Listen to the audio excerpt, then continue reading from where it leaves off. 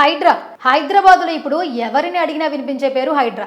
చెరువుల్ని మనం కాపాడుకోవాల్సిన అవసరం ఉన్నప్పుడు పొల్యూట్ చేయకుండా మనం చేయటం కూడా తప్పకుండా మనందరూ బాధ్యతగా తీసుకుంటూ ఎప్పుడు ఎక్కడ కూల్చివేతలు జరుగుతాయా తెలియని అయోమయం, ఎక్కడ భవనాలు కొనాలనే సందిగ్ధం ప్రస్తుతం నెలకొంది. ఇప్పుడు ఫాతిమా కాలేజ్, మల్లారెడ్డి గారి కాలేజ్ సంబంధించిన వచ్చినాయి కనుక దీన్ని సెటరేట్ చేసుకుంటే సరే లేకపోతే న్యాచురల్గా డిమాలిష్ చేయాల్సిన అవసరం కూడా వస్తారు. ముఖ్యంగా తెలంగాణ ముఖ్యమంత్రిగా బాధ్యతలు చేపట్టిన తరువాత రేవంత్ రెడ్డి దూకుడుగా వ్యవహరిస్తున్నారు. పలు కీలక నిర్ణయాలు తీసుకుంటున్నప్పటికీ జనంలో ఆయన పాపులారిటీ ఏమాత్రం పెరగలేదు.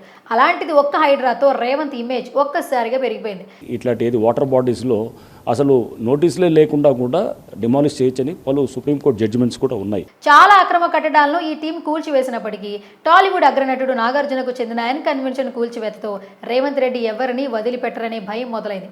తాజాగా హైడ్రా టీం మరో టాలీవుడ్ నటుని టార్గెట్ చేసినట్లుగా వార్తలు వస్తున్నాయి. విపత్తుల వేళ సాయం చేసేందుకు, ప్రభుత్వ ఆస్తులను పరిరక్షించేందుకు వీలుగా ఏర్పాటు చేసిన హైడ్రా అక్రమార్కుల గుండెల్లో రైళ్లు పరిగెట్టిస్తోంది.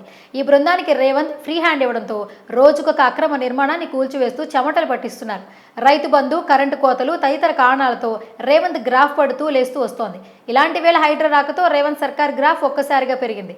ఈ బృందం పనితీరుతో తెలుగు రాష్ట్రాలతో పాటు ఇతర రాష్ట్రాల ప్రముఖులు కూడా రేవంత్ రెడ్డి పాలనపై ప్రశంసల వర్షం కురిపిస్తున్నారు. అన్నింటిలోకి సినీ నటుడు అక్కినేని నాగార్జునకు చెందిన ఎన్ కన్వెన్షన్ హైడ్రా నేలమట్టం చేయడం చర్చనీయాంశమైంది. హైదరాబాద్ మాదాపూర్లోని అత్యంత ఖరీదైన తమ్మడికుంట చెరువును ఆక్రమించి నాగార్జున ఈ నిర్మాణం చేపట్టినట్లుగా ఎన్నోసార్లు అభియోగాలు రావడమే కాదు, కొందరైతే కోర్టుకు కూడా ఎక్కారు. ఎన్ కన్వెన్షన్ కూల్చివేయాలని కేసీఆర్ సీఎంగా ఉన్నప్పుడు ప్రజలు, పర్యావరణవేత్తల నుంచి ఫిర్యాదులు వచ్చాయి.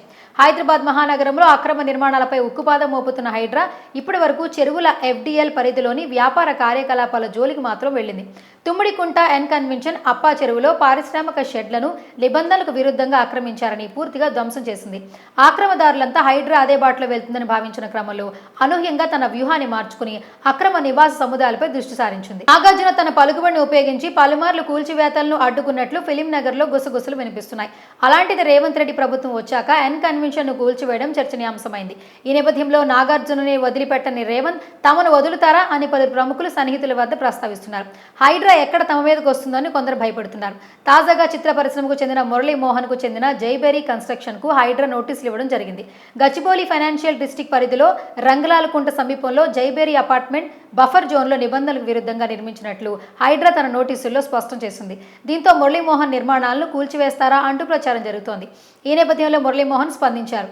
బఫర్ జోన్లో 3 అడుగుల మేరకు రేకుల షెడ్ వంటి నిర్మాణం ఉన్న మాట వాస్తవమే. ఇందుకోసం హైడ్రా రావాల్సిన అవసరం లేదని, తామే కూల్చివేస్తామని పేర్కొన్నారు. ప్రస్తుతం మురళీమోహన్ వ్యాఖ్యలు సోషల్ మీడియాలో వైరల్ అవుతున్నాయి.